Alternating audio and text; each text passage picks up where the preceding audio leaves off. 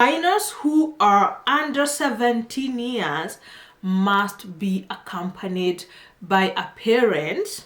Okay, so you need to bring your minor to school here. If not, if that's not possible, you need to get them a custodian in Canada.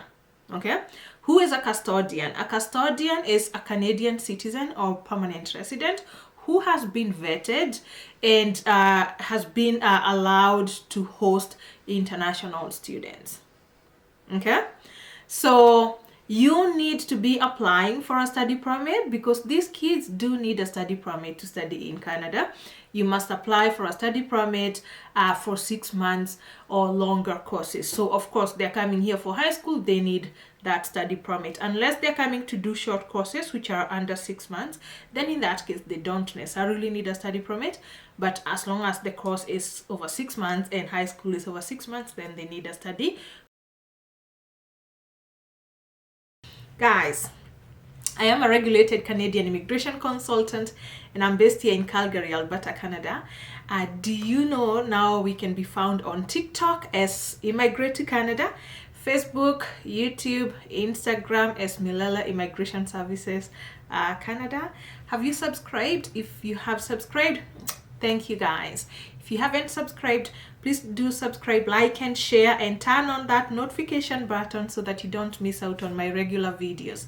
Guys, my information on my channel, I know I am a regulated Canadian immigration consultant, but this is not legal advice, so please do not take this as legal advice. This is just for your educational purposes only, guys. Now, two ways you can send your kids to Canada to study high school. One is more like a shortcut. So keep it here. Number one, guys, and I know this is some kind of a little known secret to a lot of you, or maybe not a lot of you. If you come here to study or you come here on a work permit, so most likely, I actually want to just discuss people who come here to study because those are the majority of the people who come to Canada on temporary basis. If you're here, you're a student, you can bring your children with you. They can study in Canada, whether that's in elementary or high school. I say today I want to talk about high school people. So if you have teenagers who are in grade 10, 11 and 12, excuse me, they could actually come here study with you because you already have a study permit. Your kids can come and be with you here and they don't pay school fees. Yes, they will not pay school fees if you are here legally as an international student. Now, the main one that I actually want us to discuss about is because not everybody can come here to study, and especially if you have high school going kids, it means of course you're a little older. So not everybody is able to come to study in that age group. But if you're in that age group and you're doing really well in your country, and we have all the reasons right now to actually send our kids to Canada to study. The pandemic came, there was a lot of disruptions. Some countries are also very unstable, unstable economies. There are some crises happening from time to time, school disruptions, strikes and such, etc, etc. All those are reasons as to why you can actually send your kids to study in Canada for high school. I'm talking high school today, not university and all that. And by the way, before I even get there, so make sure this is the study permit application season. It's been for the last 3 months since a lot of people started getting their letters of admission. Ensure that you do not fail to meet the application deadlines of your countries. Okay, guys, if you need help applying for your study permit, reach out to me. Okay, reach out to me. That's what I'm currently doing right now. We are busy applying for study permits for the September intake. Okay, guys, so let's go back. Sending your kids here, what do you need to do? First, I said high school is grade 10, grade 11 and grade 12. Okay, then what kind of schools do they have to come to? In Canada, we have public and private schools, okay? But majority of institutions here, high schools, most of them are public. Yes, I know some parents who have like excess money, they can send their kids to private schools, but majority you don't need, unless you just want to do it. Of course, it's your choice and your money, but you actually don't need to send your kids to a private school. You can just send them to a public school, that is a public DLI, a public high school. Okay, yes, that is a publicly funded high school. That's what I mean with a public high school. Okay, you find that in various provinces, we also have different kind of school districts. Like here in Alberta, we have the public school district and the Catholic school district. Those are the main ones. Okay, the only difference is that one is Christian based and the other one is for people who don't necessarily practice Christianity. Just forgive my cat, he needs a lot of attention, that's why he's meowing in the background. Okay, so yes, so you need to know that the main Guy Finn, please. So you need to know that the main school intake begins in September each year.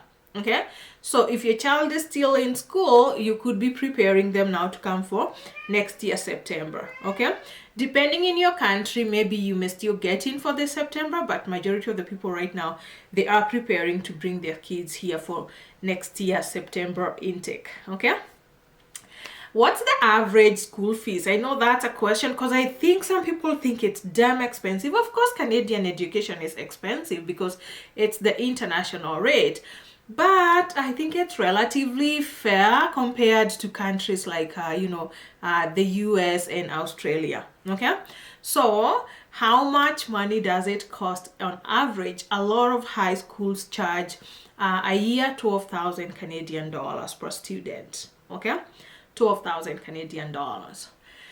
Who are these? Who is referred to as they're coming here as a minor, and you need to know the definition of a minor, guys. Okay, the definition of a minor here actually differs.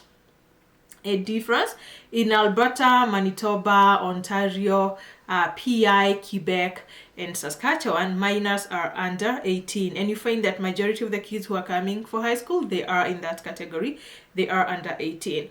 But in BC and the other provinces that I didn't mention, minors are under 19. Okay, so minors who are under 17 years must be accompanied by a parent.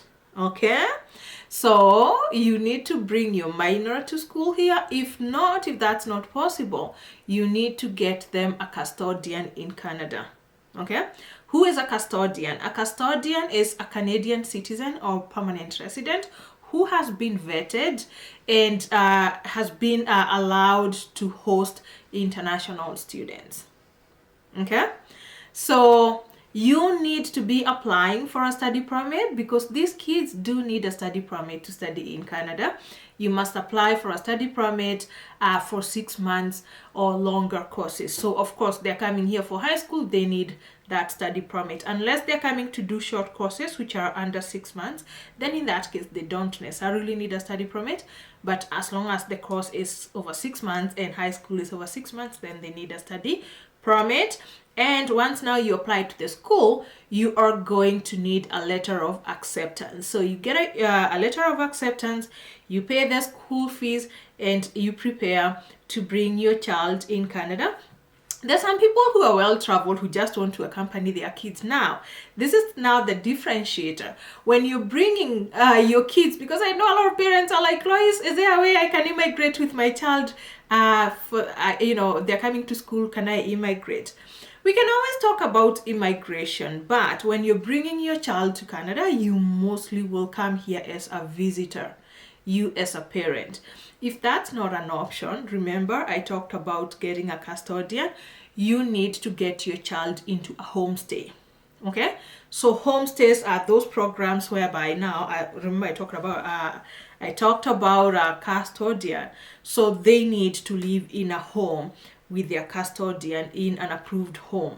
Okay, of course the main thing I just want to mention here is that you as the parent, you need to show that you can actually afford their studies. So financial muscle is very important.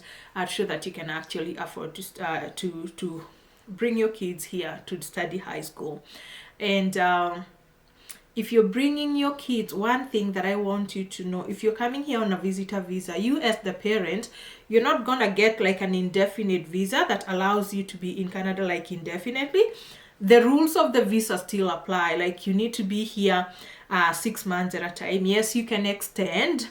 You can extend and get like a visitor record, but you still need to watch your visa obligation so that you don't violate your visas. Should you need to go back to your country, if you need to go back to your country, you cannot leave your kids. If you brought your kids here and now you want to go back home, you cannot leave your kids on their own. So you need to coordinate your breaks and your trips back home with when the kids are on breaks, just so that you can be able to take them home. That is a catch that a lot of people actually don't know. But yes, as long as you're bringing your kids, then you need to know when their breaks are happening and your visa obligations. Okay, now what will you be doing in Canada when you bring your kids? I said you are a visitor. Okay, you are a visitor. So yes, you may try to change your visitor visa to anything else, like maybe if you get a job offer, well and good. Okay, there are people who are just lucky enough and they get a job offer once they are here. But you cannot work when you're on a visitor visa. You need to be able to change conditions, maybe most likely into a work permit for you to be able to work. Okay, guys, so if you now feel, because I know a lot of people just don't know that they can send their kids here, others they fear. A lot of students here are international students in high school, so of course you just need to know whether you're bringing them or whether they are coming here on a homestay. Okay, guys, if you need more information on this, if you want me to walk you through, if you know, whatever, if you want to know whether your kid can qualify, I can give you various options and various, you know, there are various opportunities for different kids. So yeah, feel free to talk to me, book a consultation, book a study consultation on my website, www.milele.immigrationservices.ca, and I'll be happy to help you there. Thank you so much for watching, and I'll see you in my next video. Bye.